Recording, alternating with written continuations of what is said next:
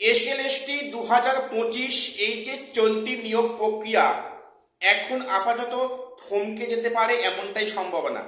কেন বললাম সে নিয়ে ডিসকাস করব।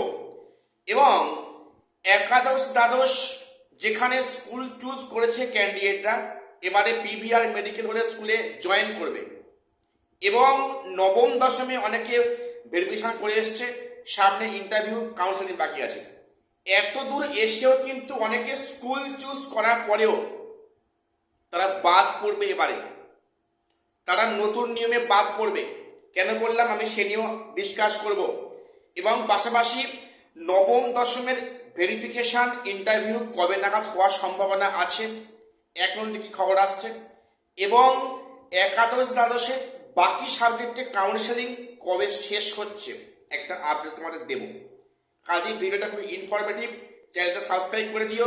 SSC, PSC, group C, group D এবং আপারে গুরুত্বপূর্ণ আপডেট সবার আগে পাওয়ার জন্য প্রথম আজকে বলে রাখি যে এই নিয়োগ প্রক্রিয়া অনেকটা থমকে যাবে, থমকে যেতে চলেছে আগামীতে। যে প্রক্রিয়াটা অনগোয়িং হচ্ছিল সেখানে নবম দশমের ভেরিফিকেশান এখনো 3টে সাবজেক্টে বাকি আছে, সেখানে বাকি সেখানে ইন্টারভিউ পুরো সাবজেক্টে বাকি আছে। ইভেন একাদশ দ্বাদশের বিভিন্ন সাবজেক্টে কাউন্সেলিং বাকি আছে, সেখানে পিভিআর মেডিকেল চেক আপ এবং তারপর স্কুলে জয়েন। এই যে প্রক্রিয়াটা কন্টিনিউ হচ্ছিল ভোটের আগে অবধি, এই প্রক্রিয়া কিন্তু আপাতত অনেকটা থমকে যাওয়ার সম্ভাবনা দেখা দিচ্ছে। এটার সঙ্গে যেটা বললাম যে অনেকে স্কুল চুজ করেও এবারে বাদ পড়ে যাবে, অনেকে ইন্টারভিউ দিয়েও বাদ পড়ে যাবে এই ক্লাস 9-10 ক্ষেত্রে, সেটা কিন্তু একটা গুরুত্বপূর্ণ বিষয়। দেখো তোমরা জানো গত সম্ভবত পরশুদিন রাজ্যে মাননীয় মুখ্যমন্ত্রী বলেছেন যে 2011 সালের পর থেকে ইস্যু হওয়া যে কোনো caste certificate SC, ST, OBC, EWS বা পিএইচ ক্যাটাগরি সবাইকে রিভ্যালিডেশন করতে হবে। এটা হওয়া দরকার ছিল অ্যাকচুয়ালি। কেন দরকার ছিল? বিভিন্ন ক্ষেত্রে দেখেছি বিগত কয়েক বছর থেকে অবৈধ জালিয়াতি কাস্ট সার্টিফিকেটটা ছেয়ে যাচ্ছে।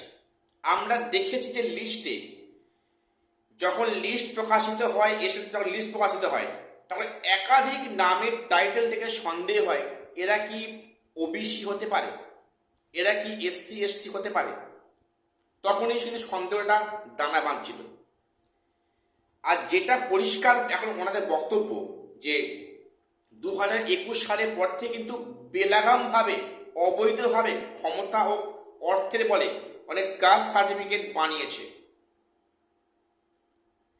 এবং এখানেই শেষ নয়, এখানে বিভিন্ন ডিস্ট্রিক্টে এরকম কিছু লোক গ্রুপ আছে যারা অর্থের বিনিময়ে এভাবে কাস্ট সার্টিফিকেট বানিয়ে দেয় বা দিত আগে। এরকম যে র্যাকেট ছিল সেটা আভাস কিন্তু ছিল অনেকদিন আগে থেকে, এবং সেটা এখন পরিষ্কার যে সেখানে শয়ে শয়ে, সেখানে হাজারে হাজারে অবৈধ কাস্ট সার্টিফিকেট হোল্ডার লুকিয়ে আছে এবং তারা কম মার্কসেও কাট অফ ক্লিয়ার করে ডাক পেয়েছে। অরিজিনাল যারা সেই ক্যাটাগরি তারা ডাক পায়নি। অ্যাজ ফর এক্সাম্পল দেখো pH category, physically handicap category, তো সেখানে কিন্তু প্রচুর পরিমাণে দুর্নীতির আভাস পাওয়া যাচ্ছে বা গিয়েছে অলরেডি।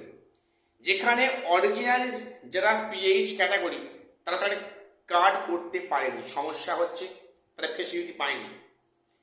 কিন্তু এমনি সাধারণ কিছু মানুষ তারা কিন্তু ফেক ওই পিএইচ সার্টিফিকেট বানিয়েছে। শ্রবণ প্রতিবন্ধী, কানে একটা এয়ার প্লাগ লাগিয়ে ঘুরছে, এরকম অসংখ্য আছে, বলে লাভ নেই। তো সেখানে ওই প্রতিবন্ধী হ্যান্ডিক্যাপ পিএইচ ক্যাটাগরি তারা সার্টিফিকেট বানিয়েছে, তারা কম মার্কস পেয়ে কাট অফ ক্লিয়ার করেছে। আর যারা অরিজিনালি হ্যান্ডিক্যাপ তারা কাট অফ ক্লিয়ার করতে পারেনি।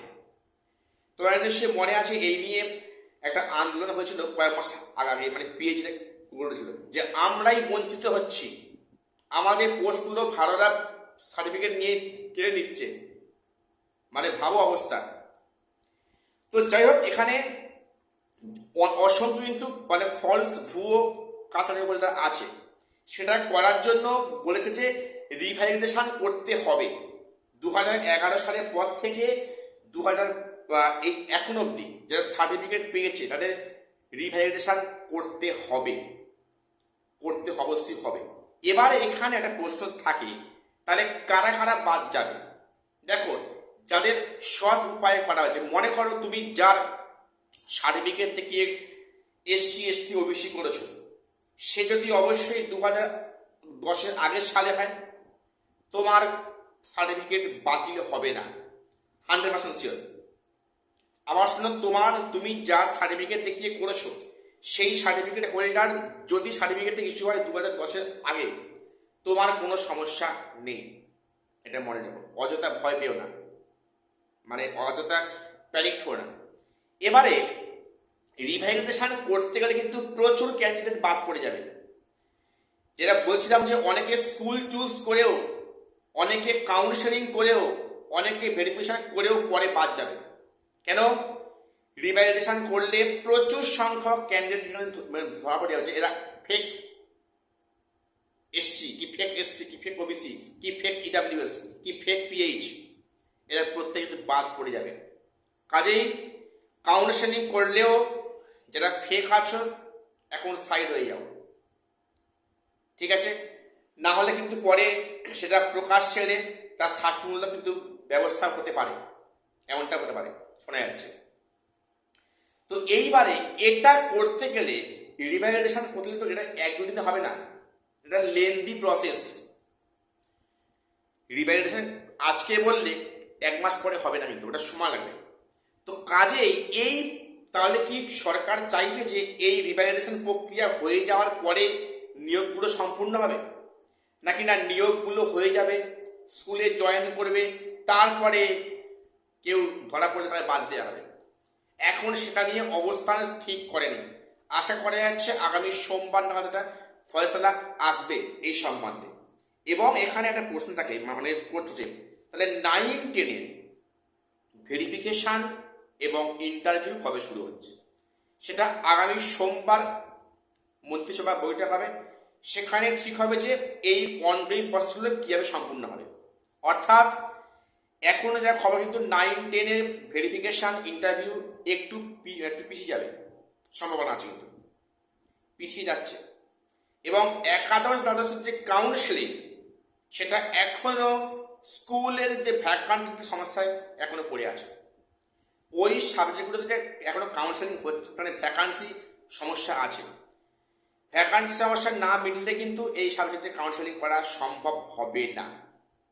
কাজেই 11-12-এর ভেরিফিকেশনে কাউন্সেলিং একটু দেরি হওয়ার সম্ভাবনা আছে, এবং তারপরে কিন্তু ক্লাস 9-10-এর ভেরিফিকেশন ইন্টারভিউ হবে।